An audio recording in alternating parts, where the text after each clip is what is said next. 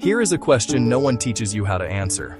Not in school, not at work, not in the 1,000 self-help books lining your shelf. The question is this: are you happy?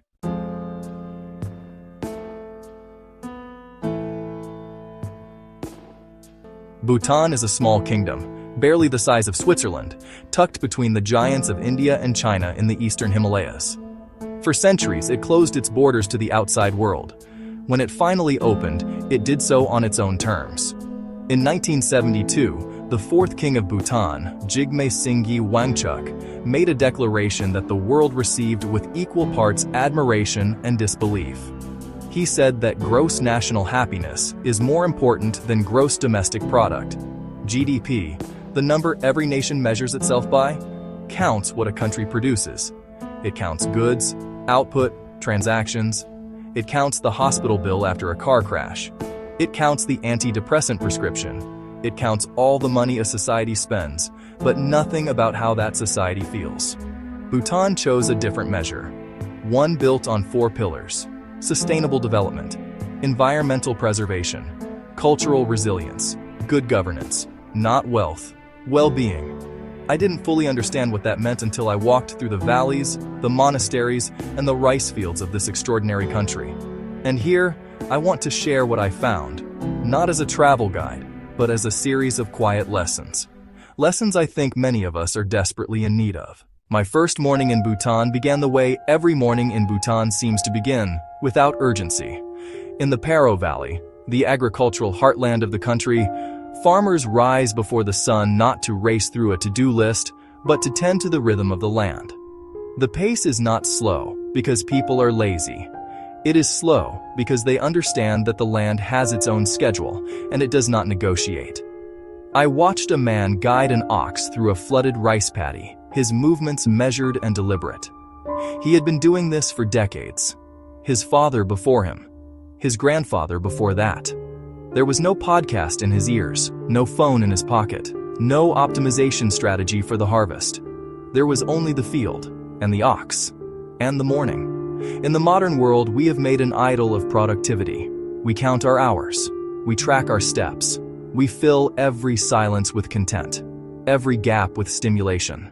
We have convinced ourselves that doing more is the same thing as living more.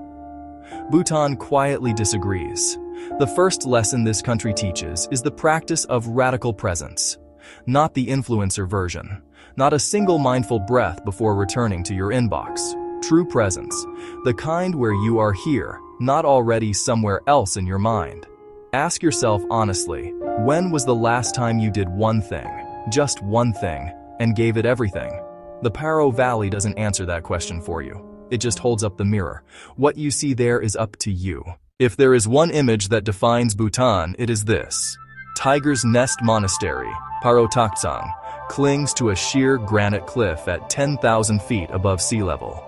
It has sat there for over 300 years. According to legend, it was built on the site where Guru Rinpoche, the great Buddhist master, flew to this mountain on the back of a tigress, meditated in a cave for 3 years, 3 months, 3 weeks, 3 days, and 3 hours, and then subdued the demons of the Paro Valley.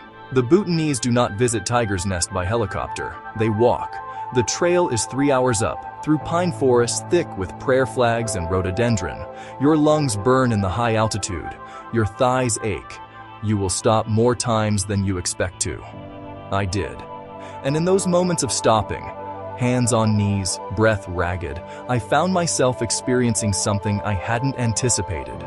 Not frustration, not defeat, gratitude.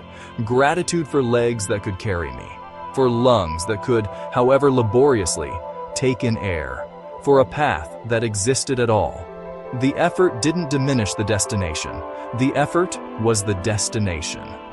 Buddhism, the philosophical heart of Bhutanese life, teaches the concept of non-attachment. Not detachment, which is coldness, but non-attachment, the practice of releasing the idea that you must control every outcome. You walk the trail not because arriving is guaranteed, but because the walking is the point. We live in a world of guaranteed outcomes. 2-day shipping, instant results, satisfaction, or your money back. We have structured our entire lives around the elimination of effort. And yet we wonder why nothing feels earned. Why achievement leaves us emptier than we expected. Why we reach the summit and immediately ask, what's next? Tiger's Nest doesn't eliminate effort, it sanctifies it. The second lesson, do the hard thing with your whole heart and then release the outcome. The effort is a prayer. The arrival is grace. In Punakha, I was invited into a home. It was a 2-story farmhouse, built in the traditional Bhutanese style. Whitewashed stone walls, hand-painted wooden windows, a small altar on the upper floor with a butter lamp burning steadily. The family, a grandmother, her son, his wife, 2 small children, lived in a way that would look from the outside like very little. They cooked on a wood fire.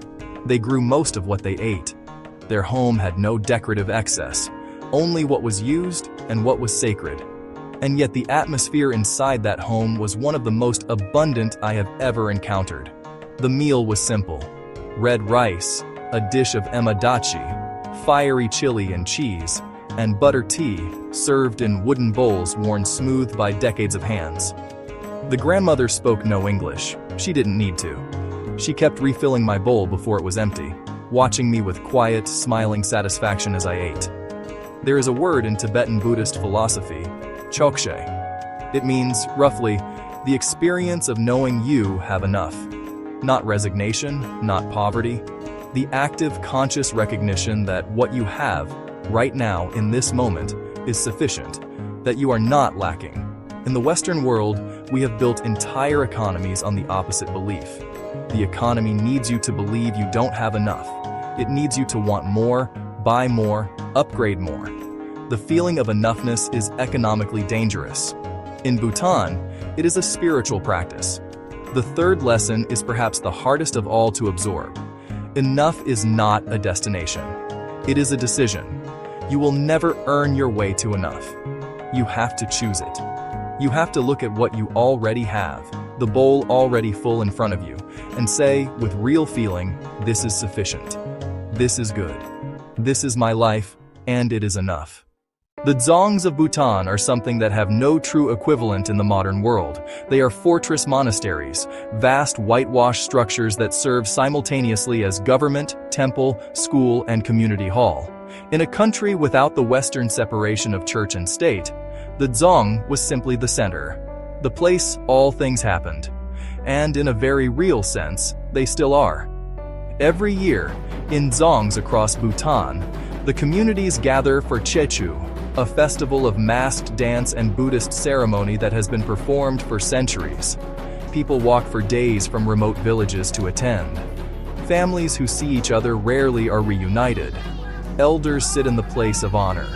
Children watch the dancers with wide, unself-conscious eyes. There is no ticket. There is no VIP section. There is no merchandise table.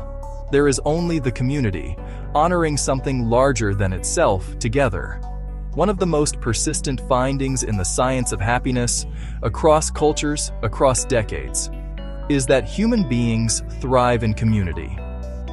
The quality of your relationships is the single greatest predictor of a long, happy life.